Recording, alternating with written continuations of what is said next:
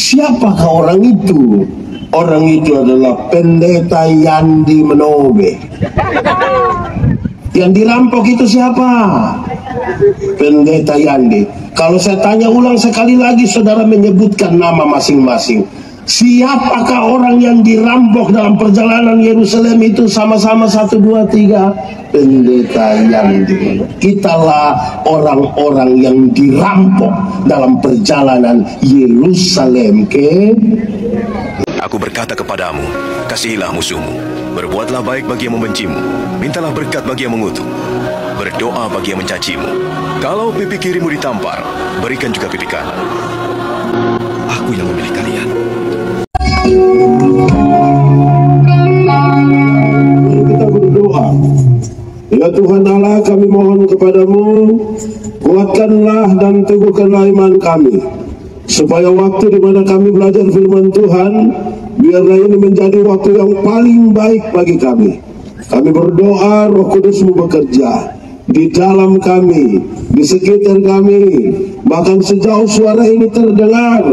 Tuhan yang akan bekerja. Kami berdoa Roh Kudus-Mu memampukan kami bukan saja untuk mengerti firman Tuhan, tapi lebih dari itu kami semua dimampukan menjadi pelaku-pelaku firman Tuhan.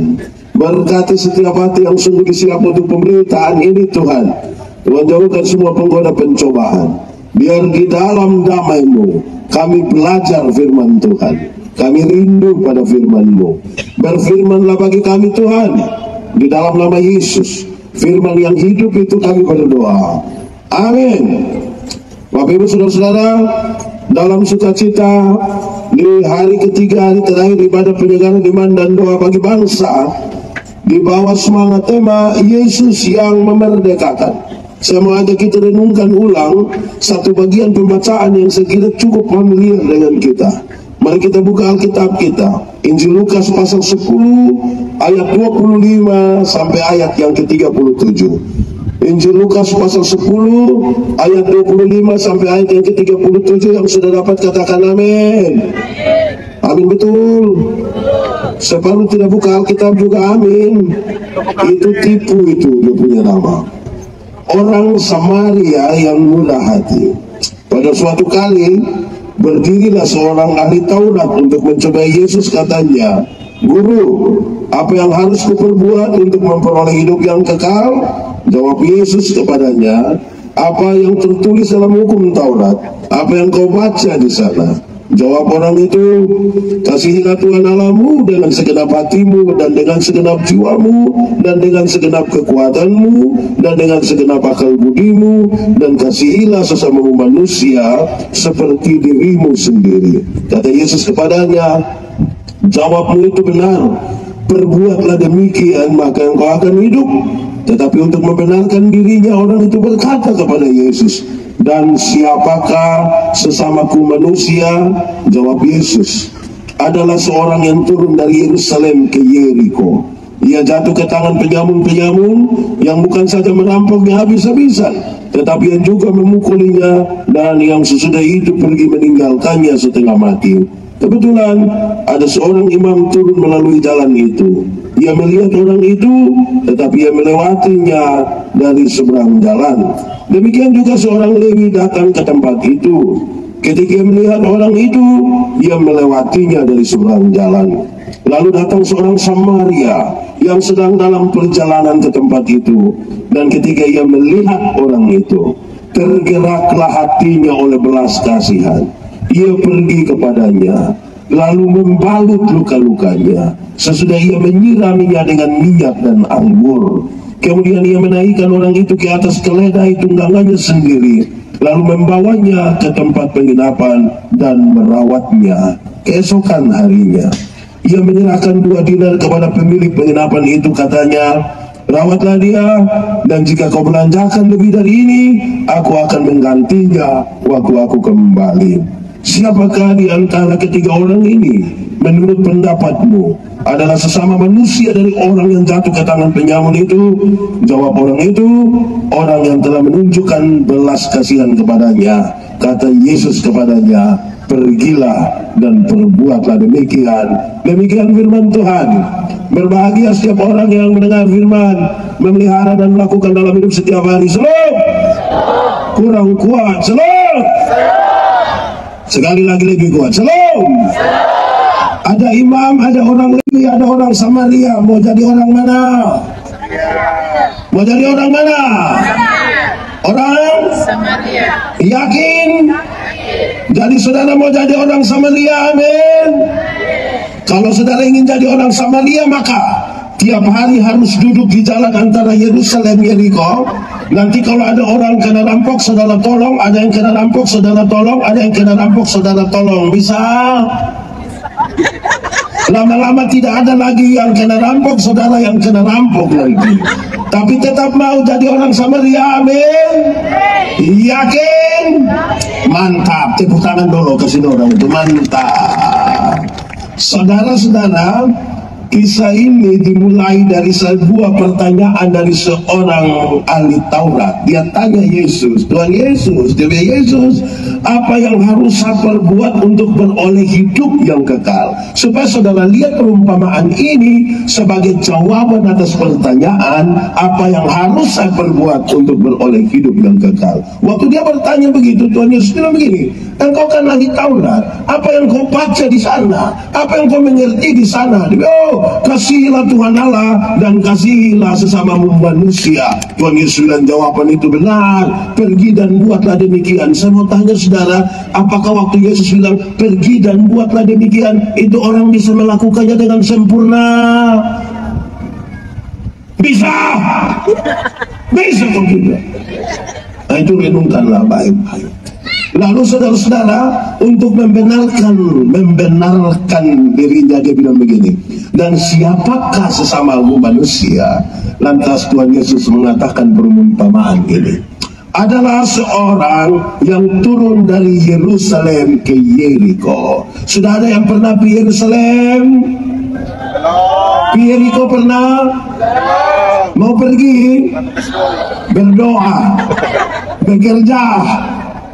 Nah, waktu itu Yerusalem Yeriko dalam konteks waktu itu tidak terlalu jauh. Tahun sekarang pasti jauh, akan sama sedikit penjara. Kurang lebih 30 km, tetapi jalan menurun yang berbelok-belok, berbatu-batu lepas, berbatu-batu licin, dan ada kira-kira 400 meter di bawah permukaan laut. Itu berarti kalau terjadi sesuatu di situ, dia mau berteriak bagaimanapun tidak mungkin ada orang dengar. Tapi Yesus bilang begini, adalah seorang datang ke tempat itu. Lalu saudara-saudara, dia dirampok. Bukan saja dirampok, dia dipukul hampir mati, berdarah-darah. Lalu datang seorang imam. Imam itu tolong kau tidak? Tidak. Itu imam tolong kau tidak? Tidak. Itu imam baik kau tidak itu? Makanya saudara tidak mau jadi orang yang tidak baik itu kan? Masa ada orang susah imam tidak tolong? Tapi saya mau kasih saudara, jangan buru-buru bilang tidak baik. Kenapa? Imam di bait Allah itu terlalu banyak.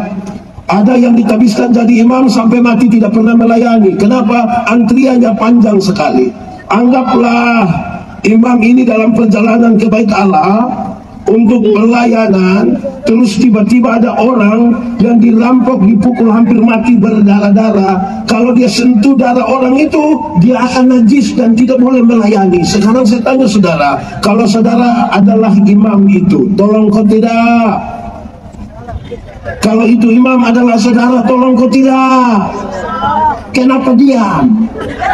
Kalau saudara itu imam, tolong kau tidak? Tolong kau tidak? Yakin? Betul-betul yakin? Yang di sana tolong kau tidak?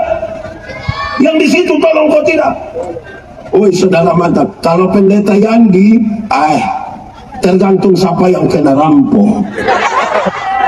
Kalau dia janda muda, pasti saya tolong, pasti itu pasti. Tapi kalau dia nenek-nenek, pasti saya bilang, nenek, mungkin ini jalan Tuhan.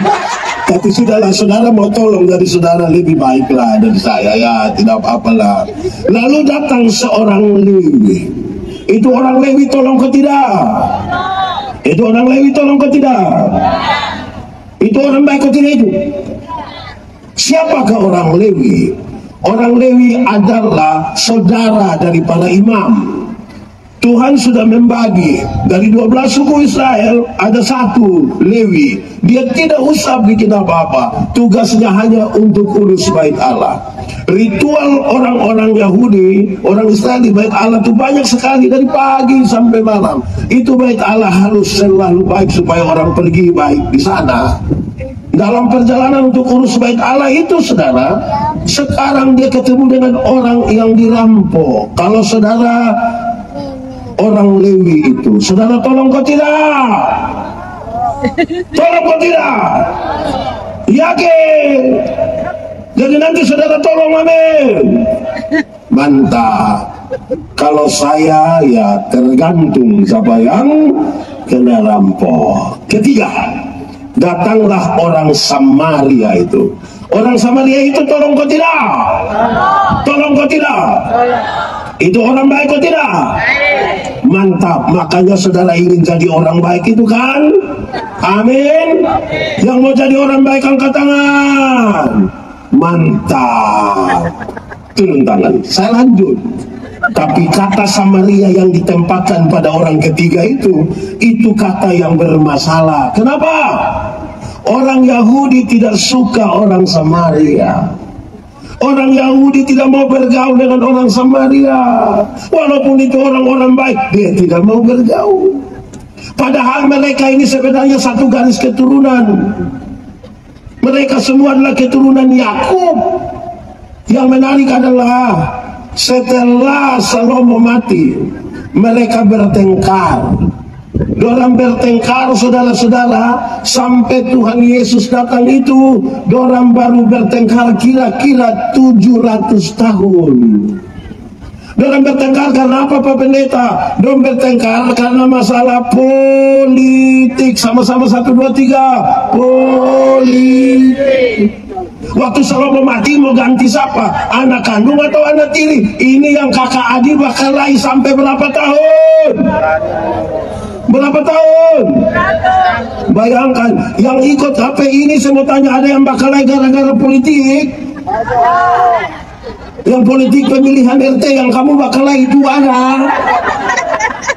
Nah ini termasuk Samaria mangkali. Orang Yahudi tidak suka orang Samaria. Akhirnya karena persoalan politik itu 10 suku di utara dan tinggal 2 suku di selatan. Ini yang tidak mau kenal sama sekali. Bahkan lain sesuatu disentuh oleh orang Samaria, orang Yahudi bilang najis, tidak mau kenal. Tapi sekarang saudara lihat menjadi orang baik ini juga belum tentu orang suka. Amin kok. Pernah alami saudara tolong seseorang tapi yang lain mencibir, pernah? Itu orang ada di sini. Dia paham. Nah, jemaat. Di sini tidak ada jemaat. Jemaat. Orang Samaria ini melakukan 7 hal. Berapa hal? 1. Orang Samaria itu dia siram luka-luka orang itu dengan alkohol, dengan anggur. Dia siram luka-luka orang itu dengan anggur. Rupa-rupanya ini orang Samaria jalan di mana-mana bawa anggur. Di sini ada yang jalan di mana-mana bawa anggur? Ada? Siapapun bapak coba angkat tangan.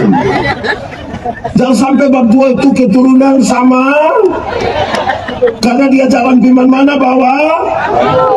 Kalau orang di Palestina sana sebut anggur, kita di Kupang sebut. Kamu juga tahu. Anak-anak, siapa yang pernah pilih kasih pun bapak moke? Hanya satu kata sama-sama, bertobatlah. Kalau tidak bertobat minimal berobat. Yang pertama dia lakukan apa? Dia siram luka-luka orang itu pakai anggur. Alkohol pada anggur itu diharapkan membersihkan itu luka-luka supaya jangan tetanus, jangan infeksi. Kedua, Dia gosok, dia oles luka-luka itu dengan minyak. Dia oles pakai apa?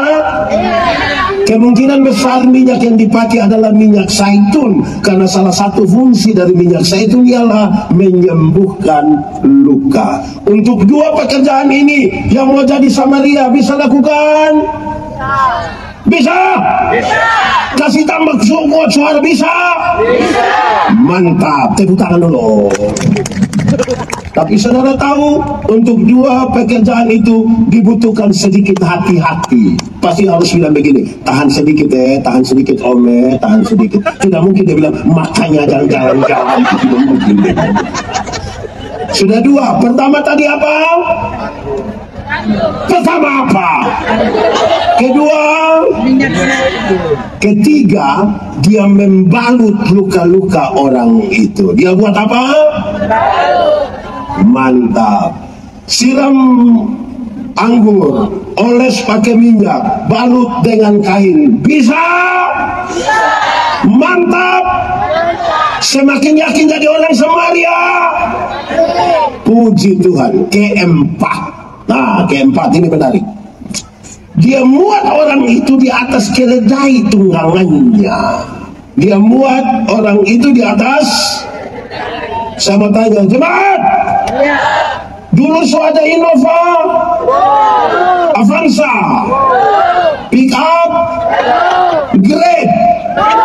Jadi dong jalan piman mana naik? Naik apa?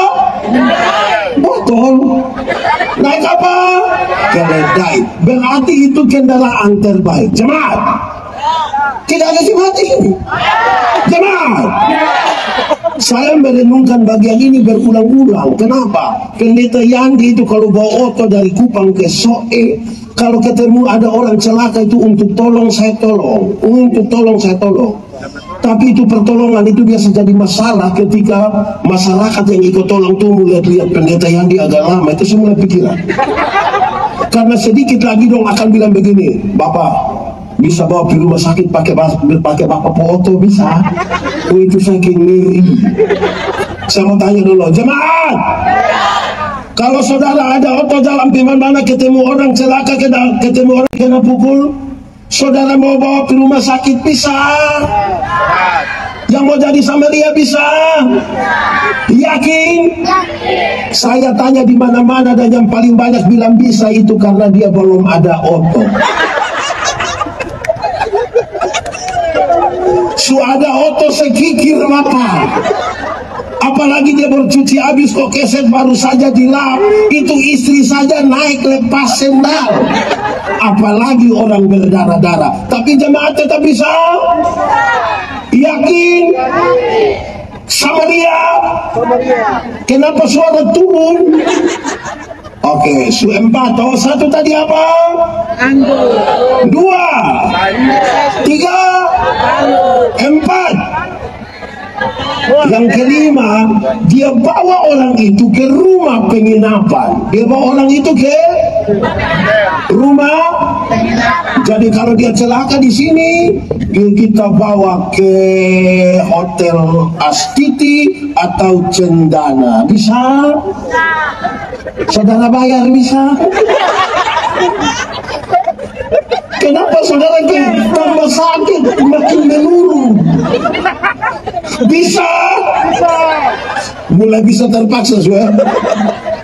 Dia bawa orang itu ke rumah penginapan, itu kelima. Pertama tadi apa? Dua.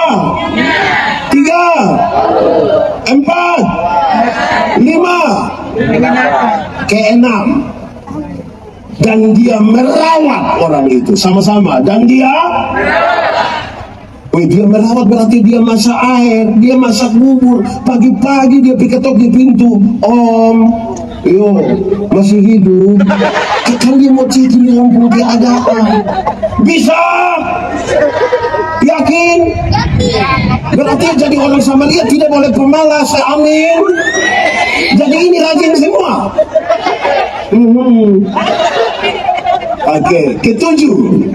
Hafal dulu. Pertama, dua, tiga, empat, lima, enam, Ketujuh, dan dia memberikan uang 2 dinar. Kasih uang berapa? Jemaat. Dulu kalau orang kerja 1 hari dibayar 1 dinar. Berarti kalau dia kasih 2 dinar, itu upah kerja berapa hari? Jemaat. Saya mau tanya dulu, kamu punya uang kerja 2 hari bisa kasih orang susah? Kenapa suara hilang? Upah kerja 2 hari bisa kasih orang susah? Ini jemaat. Upah kerja 2 hari bisa kasih orang susah. Yang paling banyak omong itu ada 2 kemungkinan. Pertama, terpaksa, dan yang kedua, belum ada kerja. Dia punya kalimat kepada pemilik penginapan itu. Dia bilang begini, rawatlah orang ini baik-baik. Kalau ternyata engkau mempelajarkan lebih dari 2 dinar ini, aku akan menggantinya waktu aku kembali. Baik, kita hafal dulu. 1, 2, 3, 4, 5, 6, 7. Memberikan. Baik, jemaat, mari sekarang kita mulai. Siapakah orang Samaria itu? Orang Samaria itu bukan saudara, bukan pendeta Yandi, bukan siapapun. Kerinduan seperti apapun saudara-saudara tidak akan pernah jadi orang Samaria. Tidak akan. Kenapa? Orang Samaria itu ialah Tuhan Yesus Kristus. 1, 2, 3. Orang Samaria itu ialah Tuhan Yesus yang memerdekakan. Orang Samaria itu jalan dari Yerusalem ke Yeriko. Kalau kita bicara dalam konteks Palestina, Yerusalem itu kota kudus. Makanya kita menyanyi, oh Yerusalem. Saudara tidak tahu menyanyi ini lagu? Lalu kenapa suruh saya solo? 3, 4. Oh Yerusalem, apa? Kota mulia. Hatiku apa? Hatiku rindu. Kemana? Langsung tak lama lagi. 3, 4. Tak lama lagi. Siapa datang? Datang. Bawa siapa? Bawa saya masuk sana.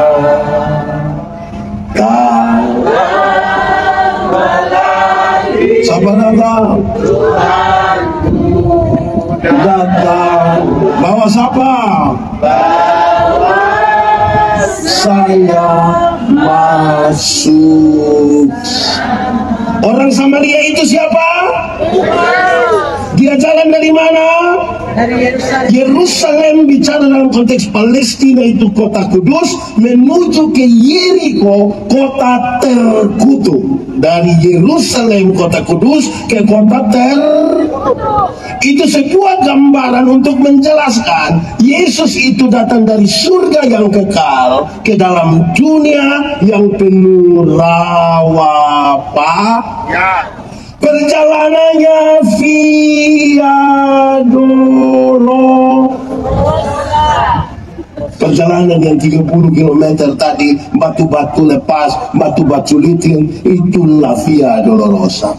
Dalam perjalanan Yerusalem Yeriko, Tuhan berjumpa dengan orang yang dirampok dan dipukul hampir mati. Siapakah orang itu? Orang itu adalah pendeta Yandi Menobe. Yang dirampok itu siapa? Pendeta Yandi. Kalau saya tanya ulang sekali lagi, saudara menyebutkan nama masing-masing. Siapakah orang yang dirampok dalam perjalanan Yerusalem itu? Sama-sama 1, 2, 3.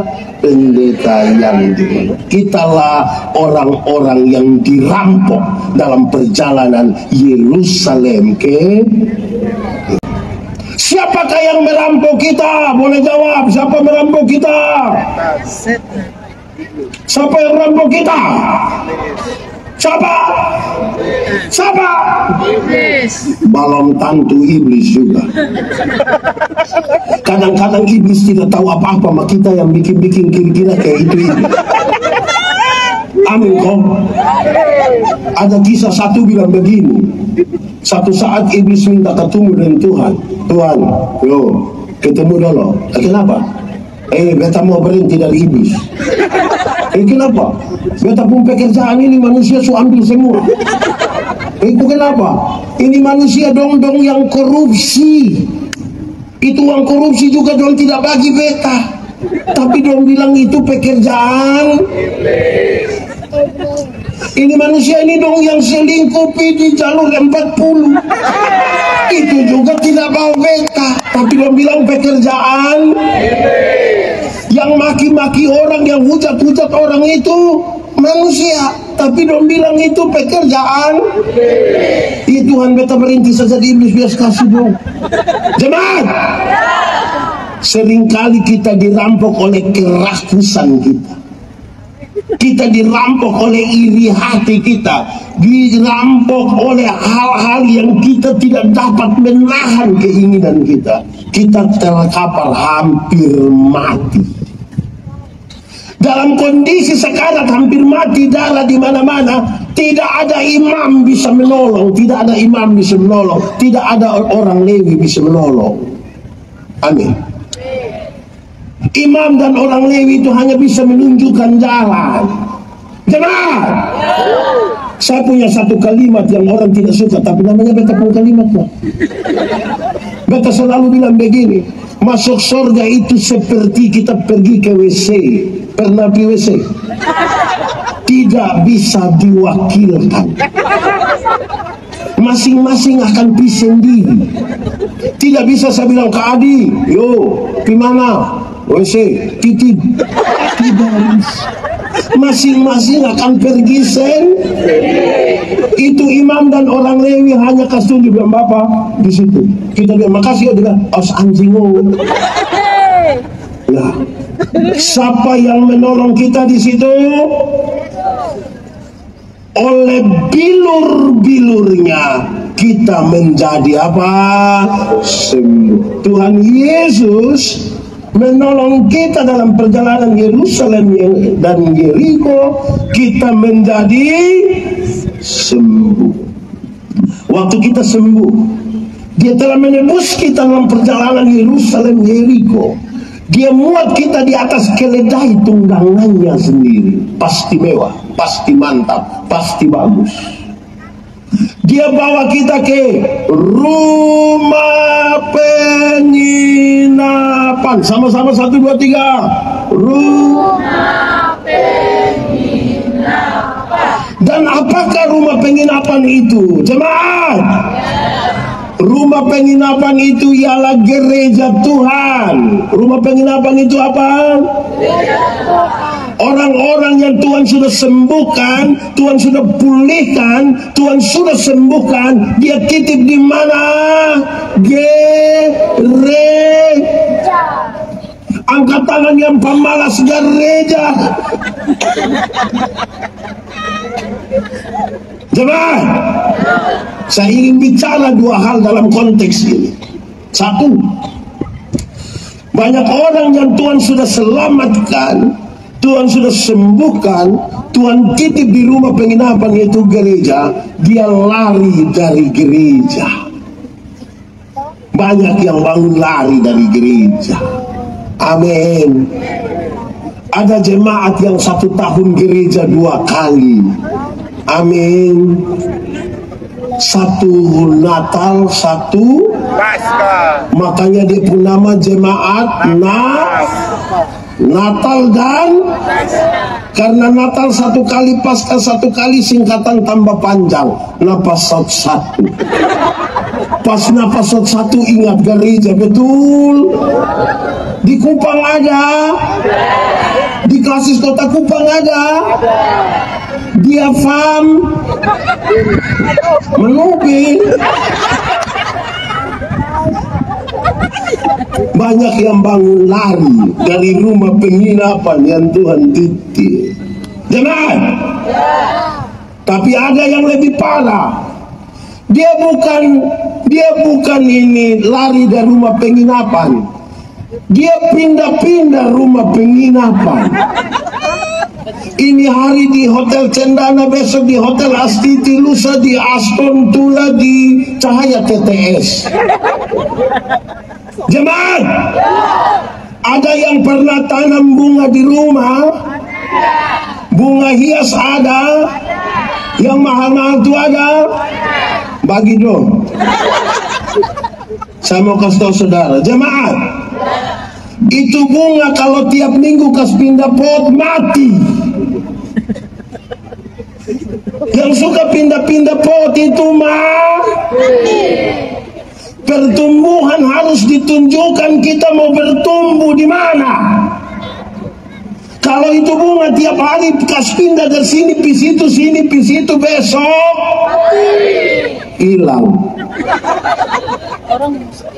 Tuhan titip kita di rumah penginapan, gereja.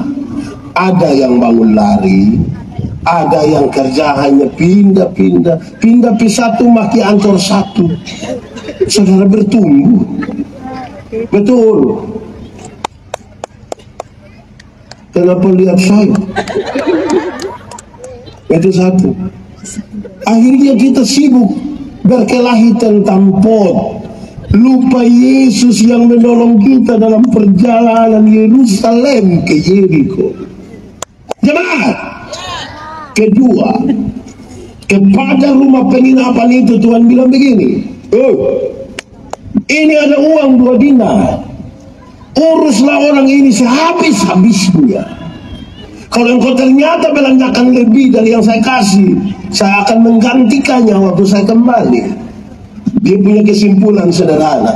Ini ada Bapak Ibu pendeta semua, ada gembala-gembala jemaat. Saya mau bicara kepada kita semua di dalam nama Tuhan Yesus. Saudara dengar, gereja yang mengurus sehabis-habisnya orang-orang yang Tuhan titipkan kepadanya, gereja itu diberkati.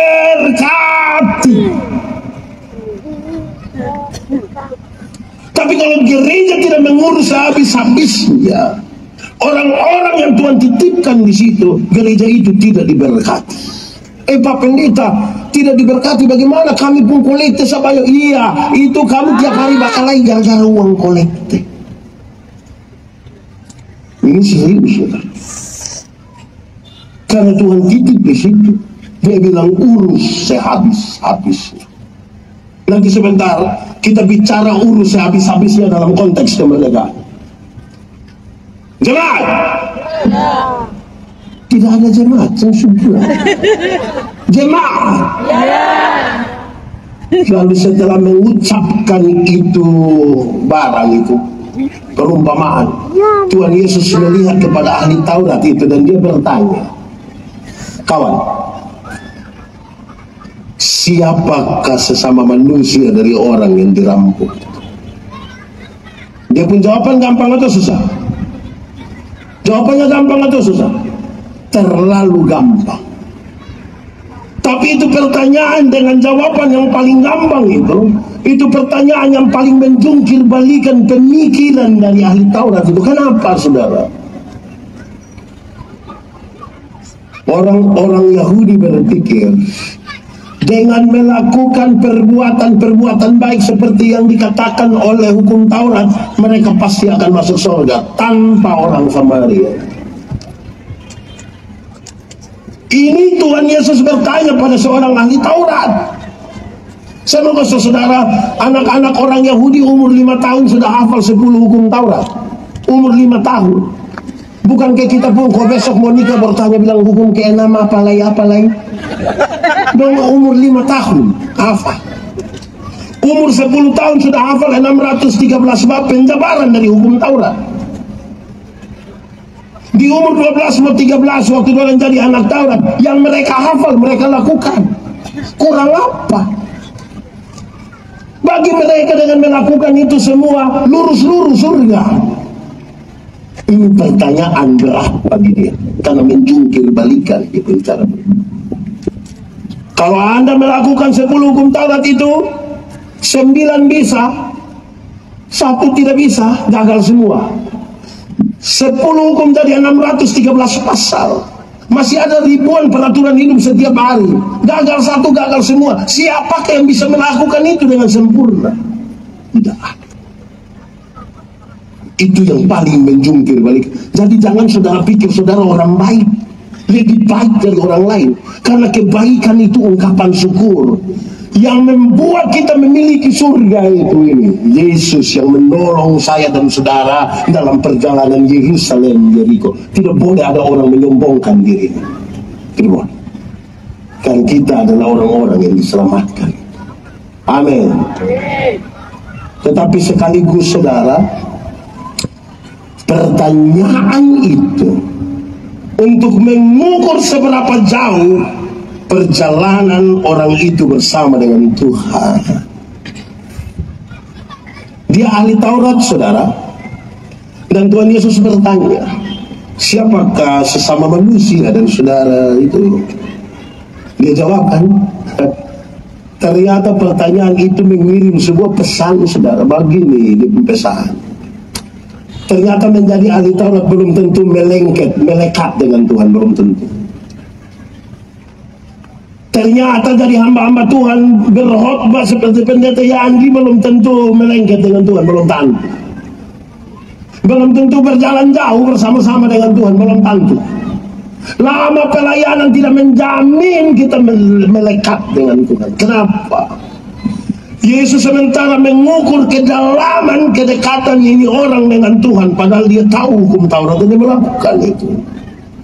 Saya mau kasih tahu saudara, makin jauh berjalan dengan Tuhan, makin jauh berjalan dengan Tuhan, kita makin menemukan ternyata kita bukan siapa-siapa, kita bukan apa. Kita terlalu kerdil di hadapan Tuhan. Jemaat, saya tidak ada. Jemaat, pernah di pantai? Pantai mana? Pantai mana? Pideng. Dan siapa? Dibuat apa? Jemaat, kalau di pantai, air di pantai hanya sampai betis. Karena dia hanya sampai betis, kita bisa karena di pinggir pantai orang bisa foto-foto. Woi, foto betul dulu. Karena di mana? Pinggir. Tapi coba masuk sedikit di tengah laut, barang 500 meter kok. Angin-angin begini, perahu semua tenggelam, baru baterai. Woi, perahu semua tenggelam, foto betul dulu. Foto bisa? Bisa?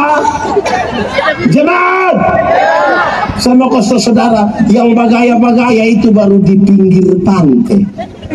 Jalan belum jauh. Baru di mana? Karena makin jauh berjalan dengan Tuhan, kita menemukan kita bukan siapa-siapa. Apalagi kalau Tuhan tidak ada dalam perjalanan Yerusalem Jericho. Jemaat, pernah jalan kaki? Pernah. Di mana? Anak-anak, pernah jalan kaki? Di bola. Jalan kaki itu kita bisa, tapi saya mau kasih tahu, jalannya, jaraknya dekat. Karena jarak dekat, kekuatan full ada pada kita. Orang lain kita tidak butuh, bahkan Tuhan pun mungkin kita tidak butuh. Yang ibu-ibu bisa pakai high heels tinggi begini, karena jaraknya dekat, tanpa rasa takut. Lebih jauh sedikit. Jemaat, pernah naik ojek? Di mana? Di mana? Kalau naik ojek di kampus, itu anak gas motor dari sini turun Eltari 2, saya yakin yang di belakang akan kasih tahu itu anak bilang, Adi, pelan sedikit. Kenapa? Tangga bunda ada tidak kuat. Itu kenapa? Tidak bisa tante hanya bayar 5.000 sah. Kalau 5.000 memang toh 5.000 itu tidak pakai rem tante. 10.000 baru pakai rem. Tapi pesannya dapat. makin jauh berjalan, kita mulai ada rasa takut, mulai berharap. Lebih jauh lagi, naik bis. Pernah naik bis? Piatambua pernah? Bis malam pernah? Sinar Gemilang pernah? Duduk di samping sopir pernah? Saudara pernah kok tidak di samping sopir? Waktu sampai di Camblong TMF, itu sopir belum jalan, kita yang angkat kaki kau injak. Pernah? Pernah? Makin jauh berjalan, kita ini punya rasa takut. Kita sadar kita bukan siapa-siapa. Jemaat yang bagaya-bagaya itu baru di mana? Di depan, jalan belum jauh. Lebih jauh lagi, naik kapal feri. Pernah? Di mana? Pisoe. Feri mana yang sandal di Soe? Jemaat, pernah naik kapal feri? Di mana? Orote. Pisabu pernah? Pas musim timur pernah? Jemaat, Pendeta Yandi melayani kira-kira 5 tahun di Sabu. Musim timur begini kalau kita pulang, woi berat. Bisa berenang 10 kilo sekalipun, kalau tenggelam di Laut Sabu jago hilang, Bang. Suatu saat, woi kalau saudara pulang kok lawan angin itu, woi berat. Susah. Itu kalau belum tahu ada pendeta di atas, sudah datang kasih tahu bilang begini, Pak Pendeta Yandi, ya kita ibadah. Di darat tidak ibadah Bapak, di Laut Sabu ibadah. Yang bagaya-bagaya itu bermain di mana? Belum. Kalau kami ibadah di laut itu di kapal feri itu menarik. Waktu persembahan itu kami tidak pakai tangguk persembahan, tidak. Itu memang karena tidak ada. Kami pakai dos. Kenapa harus dos? Karena waktu persembahan kok ini di Laut Sabu ada begini, itu persembahan datang, itu kotak datang sekali isi begini, itu dapat berapa saja semua masuk semua, tidak lewat otak, dari sini langsung. Betul? Beda ibadah di darat, beda kok tidak? Beda, termasuk yang tadi. Kalau kita ibadah di darat itu, waktu persembahan datang kita isi tangan dalam sagu itu, kayak agak lama. Selama lebar mata kita putar 2-3 kali. Itu mata kayak ada firasat gitu. Terus dia ambil persembahan, dia isi begini, yang petugas yang selewat dia kaget, kenapa? Kita isi yang merah, menyesal, betul. Jemaat, ada yang pernah menyesal karena isi yang uang merah? Ada? Atau memang tidak pernah ada uang merah? Jemaat, siapa yang hari Minggu mau pergi gereja, kasih tahu yang bawa motor bilang singgah dulu di kios. Ada? Itu singgah di kios supaya apa? Supaya apa? Apa? Tukar uang. Uang kecil tukar kas besar. Oh, kita ini memang terlalu. Jalan tidak jauh tuh begitu. Jemaat, ada satu waktu ada bab tua satu, dia kasih persembahan, dia lipat dia putangan nomornya. Waktu dia isi terus betul bilang begini, Bapak, kenapa sampai ramas itu tangan begitu? Dia bilang, pendeta, kalau tangan kanan memberi, tangan kiri tidak boleh tahu. Dia bilang, mantap, tapi saya tahu. Bapak tahu apa? 1000.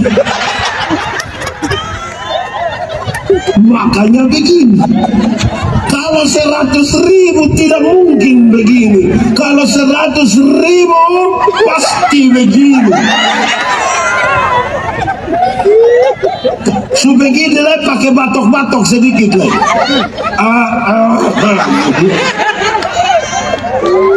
Makam puji. Jemaat, yang bagaya-bagaya itu baru di mana? Lebih jauh lagi. Naik pesawat. Pernah naik pesawat? Betul? Di mana? Oke. Di mana? Ternyata saudara ini tukang berjalan betul. Kalau saudara naik pesawat, naik yang jangan yang ATR dong, naik yang Airbus atau naik yang Boeing, itu dong terbang kira-kira 36.000 kaki. Kalau 36.000 kaki berarti kira-kira ada 12 km di atas udara. Nah, kalau 12 km itu pesawat belum jatuh kita sudah mati. Belum jatuh. Dia baru mati sudah. Dia mati sudah mati. Jangan. Di ketinggian 12 km itu sudah di zona aman. Orang sudah bisa lepas itu sabuk pengaman, sudah bisa jalan-jalan sedikit di belakang. Tidak rencana kencing sengaja jalan-jalan ke orang tanya kita. Tapi tiba-tiba lampu sabuk pengaman itu menyala dan ada suara bilang begini. Berhubung karena kita terbang dalam situasi cuaca yang buruk, karena itu kami minta kepada para penumpang supaya segera kembali ke tempat duduk dan seterusnya. Saya mau tanya, waktu ada pengumuman begitu ada yang berani protes? Ada? Pas dia bilang silahkan kembali ke tempat duduk. Mau kembali kau buat apa? Itu balik dengan teratur. Itu kencing saja tunda. Dia pergi duduk diam-diam, anak-anak kecil satu ribut di sebelah dia, korek itu anak kecil, adik doa. Yang bagaya-bagaya itu baru di mana? Jalan belum jauh. Jemaah, di ketinggian 12 km itu kecepatan pesawat kira-kira 900 km per jam. Berapa ratus? Kalau 900 km per jam itu berarti Rossi juga kalah. Kalau Rossi saja kalah, apalagi itu anak ojek dong yang tadi. Lebih kalah. Dalam kecepatan pesawat seperti itu, dia tabrak awan kan pasti guncang toh. Waktu tabrak kok guncang ini, yang di atas langsung bilang, Yesus. Kalau di darat kaget memaki Bapak. Saya belum pernah dengar orang maki di atas pesawat. Jemaat, di sini ada yang tukang memaki. Kumpul uang beli tiket suruh dia berangkat pas hujan angin itu. Saya yakin pulang satu persekutuan doa di dia rumah. Semakin jauh berjalan saudara, kita menemukan kita bukan siapa-siapa. Kalau bukan Tuhan Yesus yang memerdekakan kita, kita tidak ada artinya. Yang bagaya-bagaya jalan di mana? Ini kata juga hati-hati.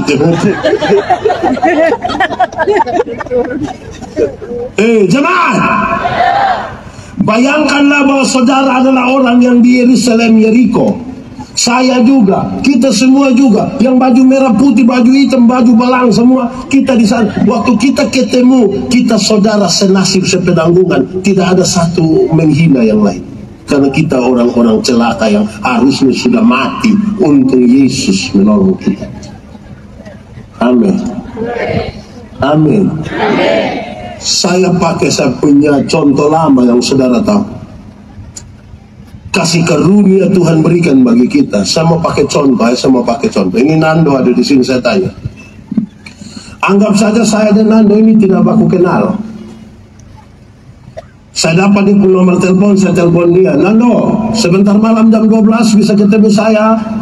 di Jalan El Tari depan rumah jabatan gubernur. Kira-kira dia mau ke tidak? Tidak mau. Dia ada ayam satu di rumah, kami dua tidak kenal. Saya pindah rumah, kira-kira dia kasih saya itu ayam ke tidak? Saya ganti dia pun pertanyaan. Saya mau kasih dia oto baru satu, kira-kira Nando mau ke tidak? Oh, kamu tahu. Terus beta beli kasih dia oto baru satu, Pajero Sport. Harga kira-kira 700 juta. Waktu beta kasih dia dengan cuma-cuma itu oto, ada perubahan perilaku dari dia ke beta kok tidak? Beta telepon jam 12 malam datang kok tidak? Beta pergi dia ke rumah ada ayam dia kasih kok tidak? Kenapa kok dia takut begini baik?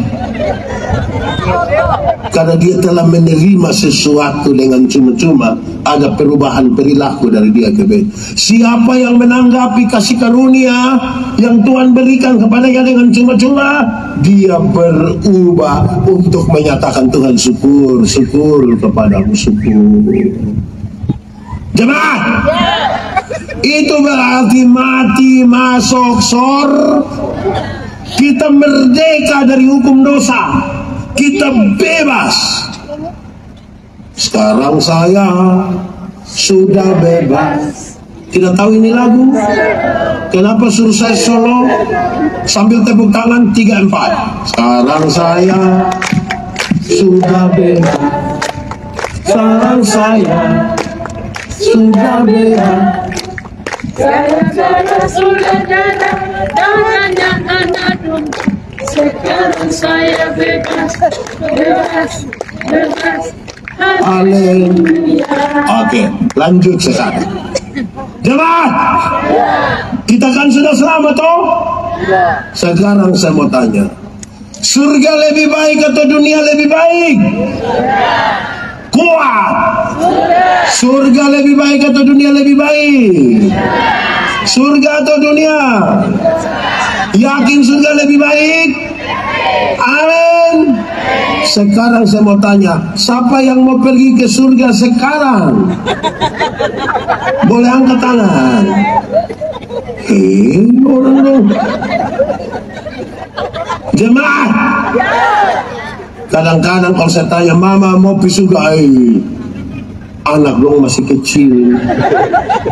Belum lagi pun bapak model begitu. Tapi jawaban yang paling umum adalah belum waktu Tuhan. Oke, kita belum pergi ke surga yang lebih baik dari dunia karena belum waktu Tuhan. Tapi tanda-tanda kerajaan surga sudah harus saya alami di sini, di tempat di mana saya tinggal. Amin. Tanda-tanda kerajaan surga itu apa, Pak Pendeta? Kerajaan surga bicara tentang pemerintahan Allah. Pemerintahan Allah yang berpihak, penuh kasih, penuh keadilan, pembebasan. Sekarang kita bicara dalam konteks kemerdekaan. Jemaat, tidak ada jemaat. Jemaat, dalam Undang-Undang Dasar 1945, ada yang bisa hafal? Kenapa lihat saya? Ini malam kalau ada yang bisa hafal Undang-Undang Dasar 1945, dapat sepeda. Sepeda rusak. Jemaah, saya mau kasih tahu saudara, ada satu kalimat dalam Undang-Undang Dasar 1945 mengatakan begini: atas berkat rahmat Allah yang Maha Kuasa, memberi pesan yang kuat bahwa kemerdekaan Republik Indonesia yang 78 tahun itu siapa yang kasih? Dia menebus kita dan membuat kita merdeka dari hukuman dosa.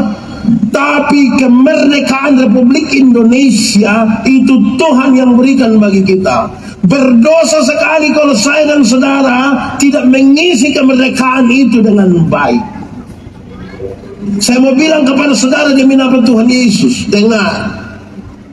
Karena kita dimerdekakan oleh Tuhan Yesus, kemerdekaan Republik Indonesia Tuhan kasih kita. Maka orang-orang yang merdeka itu Yang sekarang tinggal di Republik ini tidak boleh lagi ada yang bodoh. Tidak boleh. 78 tahun ini pintar harus, mesti sekolah. Jelas. Dulu ada satu lagu bilang begitu, biar ku miskin ilmu. Tahu itu lagu? Boleh sambil menyanyi? Tepuk tangan 1, 2, 3. Biar ku miskin ilmu uang,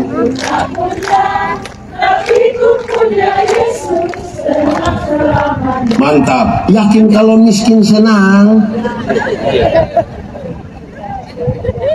Jemaat,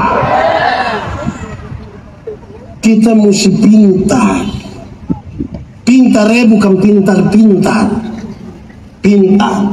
Kepintaran itu terbatas, ya kita bisa kejar. Bodoh itu yang tidak terbatas. Dia meleleh. Tuhan kita pintar atau bodoh? Lalu kenapa anak-anaknya bodoh? Karena apa? Tidak mau belajar. Tuhan membebaskan kita Yerusalem Yeriko.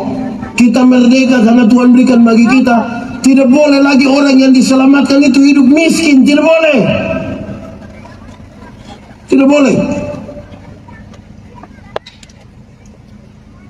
Saudara, kalau kita miskin ini, yang paling kaya di dunia ini Tuhan kasih tangan, kasih waktu, kasih otak. Sama juga dengan yang paling miskin. Tuhan memberi makan kepada burung pipit, tapi tidak dengan melemparkan gandum ke dalam sangkarnya. Itu burung mesti keluar, cari itu makanan di ladang-ladang, resiko kena fiti. Di sini ada yang biasa fiti burung. Nah itu burung pun resiko di dia itu. Jemaat, saya mau kasih saudara, baru minggu lalu saya bikin pernyataan ini di Jayapura. Saya bilang begini, orang yang tidak belajar untuk mengisi otak, saya mulai kalimat awal begini, iman yang pura-pura ialah yang tidak mengisi otaknya dengan ilmu, tidak bekerja dengan tangan, kekuatan serta kesempatan yang Tuhan kasih, tetapi selalu berdoa minta diberkati oleh Tuhan. Itu iman pura-pura. Sekali lagi, iman yang pura-pura adalah tidak mengisi otaknya dengan ilmu, tidak bekerja dengan tangan, dengan tenaga dan kesempatan yang Tuhan kasih, tetapi selalu berdoa supaya Tuhan memberkatinya. Itu serius bagi bangsa ini. Bagi perayaan 78 tahun perjalanan ini, kita tidak boleh bodoh. Kita sudah merdeka. Kita tidak boleh bodoh karena kita ini sudah diberikan keselamatan oleh Tuhan. Kita tidak boleh bodoh, tidak boleh miskin karena Tuhan kita kaya. Tuhan kita kaya atau miskin? Lalu kenapa anak-anaknya miskin? Itu harus jadi pertanyaan serius bagi kita. Di kampung-kampung itu saya protes. Masa anak umur yang sudah kelas 4 SD tidak tahu membaca? Nah, kalau tidak tahu membaca, guru, kenapa dia tidak tahu membaca? Kesalahan dia. Bapak, jangan tahan orang pun nasib. Iya, tidak tahan, hanya bikin rusak dia pun nasib. Ini serius. Urus, saudara tahu, kepintaran itu terbatas. Ya, kita bisa kejar contoh. Kalau kita sakit kok di rumah sakit, kan kita pergi di bagian umum toh. Di bagian umum itu kita pikir saya sakit. Dia bilang, Pak Pendeta, ini nih bagian THT. Kita pergi THT. Sampai di THT dia bilang, Pak, ini bagian telinga. Kita pergi telinga. Sampai di telinga dia bilang, Pak, ini bagian telinga kiri. Kita pergi telinga kiri. Sampai di telinga kiri dia bilang, Pak, ini bagian genderang telinga. Di sana. Kepintaran mengerucut pada satu hal saja, supaya kita belajar untuk melihat, menghargai, dan membutuhkan orang lain. Karena tiap-tiap orang dengan kepintaran mengerucut pada satu hal. Bodoh itu yang tidak ada batas. Makanya di Kupang ini orang selalu bilang, woi bodoh na ukur-ukur. Jambang itu bodoh semua, bagi-bagi.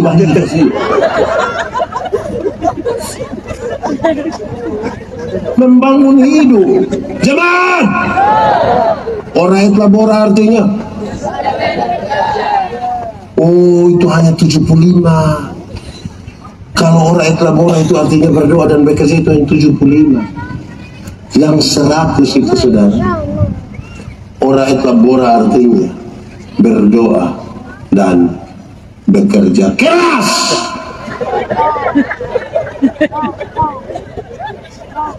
Orang labora artinya mentah. Jangan balik doanya yang keras-keras sampai kehabisan tenaga kerja begini mau diberkati.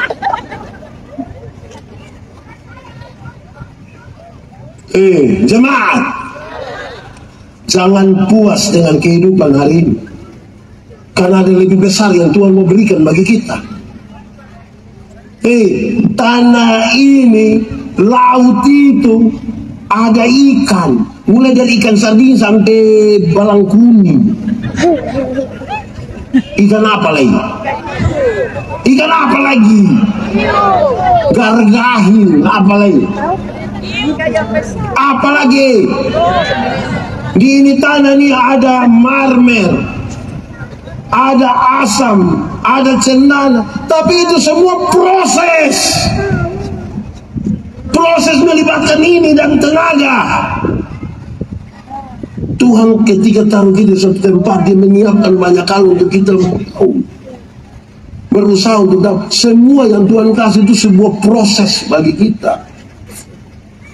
Karena itu salah satu poin bagi doa kita bagi bangsa ini adalah semua orang harus mengembangkan dirinya dengan baik. Jemaat, tapi harus hati-hati. Kenapa? Dengar, perusahaan-perusahaan swasta yang tidak peduli dulu dengan soal-soal iman,